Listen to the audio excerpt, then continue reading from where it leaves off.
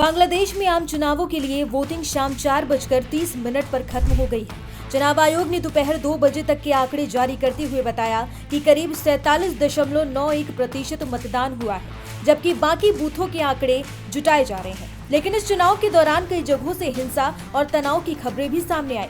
गोपालगंज, मुंशीगंज और कुमिला में पोलिंग बूथों के बाहर देसी बम से धमाके किए गए। खुलना में एक पोलिंग बूथ पर झड़प के बाद बीएनपी नेता की मौत हो गई। कुल मिलाकर चुनावी दिन में 4 लोगों की मौत की खबर भी सामने आई है, जिससे माहौल गंभीर बना हुआ है। ये चुनाव इसलिए भी बेहद अहम माना जा रहा है क्योंकि शेख हसीना के 15 साल लंबे शासन के गिरने के बाद ये पहली बड़ी चुनावी परीक्षा है। 2024 में हुए हिंसक आंदोलन के बाद शेख हसीना को सत्ता छोड़नी पड़ी थी और उसी के बाद से बांग्लादेश की राजनीति में बड़ा बदलाव देखा गया।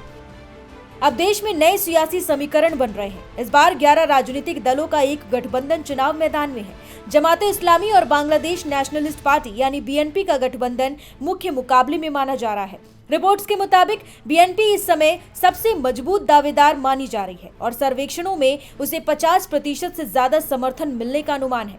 पार्टी की कमान अब तारिक रहमान के हाथ में है, जो 17 साल के आत्मनिर्वासन के बाद दिसंबर 2025 में देश लौटे थे। चुनाव के दौरान अल्पसंख्यकों की सुरक्षा को लेकर भी सवाल उठे, लेकिन जमाते इस्लामी के प्रमुख ने किसी भी तरह के भेदभाव की बात को खारिज किया और भरोसा दिलाया कि सभी नागरिकों के साथ समान व्यवहार किया जाएगा। हालांकि जमीनी स्तर पर तनाव की खबरें लगातार आती रही। कई जिलों में धांधली और अशांति फैलाने के आरोप में कार्रवाई भी की गई। पंचगढ़ में नेशनल सिटीजन पार्टी की यूथ विंग के नेता सुकुमार दास को सैंपल बैलेट पेपर रखने के मामले में 3 साल की जेल और 10,000 टका जुर्माना लगाया गया। कुश्तिया में बैलेट पेपर लेकर भागने की कोशिश करने वाले शाहीन मलीथा को भी 3 साल की सजा सुनाई गई। हबीबगंज में चुनावी हिंसा के आरोप में नासिर नाम के युवक को 2 साल की जेल हुई। वहीं यूके के प्रवासी नागरिक गुलाम रसूल को बैलेट पेपर फाड़ने के आरोप में 5 दिन की जेल दी गई। संदिग्ध गतिविधियों के चलते 7 नाबालिगों को भी पकड़ा गया, जिन्हें बाद में अभिभावकों के मुचलके पर छोड़ दिया गया। भारत ने भी इस पूरे घटनाक्रम पर नजर बनाए रखी है। भारतीय विदेश मंत्रालय के प्रवक्ता रणदीप जायसवाल ने साफ कहा कि भारत बांग्लादेश में निष्पक्ष, स्वतंत्र और विश्वसनीय चुनाव का समर्थन करता है। उन्होंने कहा कि भारत नतीजों का इंतजार करेगा और उसके बाद ही आगे की रणनीति तय करेगा। खास बात यह रही कि भारत को चुनाव पर्यवेक्षक भेजने का न्योता मिला था, लेकिन भारत ने अपने पर्यवेक्षक नहीं भेजे। इससे साफ है कि भारत फिलहाल स्थिति को सतर्कता से देख रहा है और जनादेश आने के बाद ही आगे का कदम उठाएगा।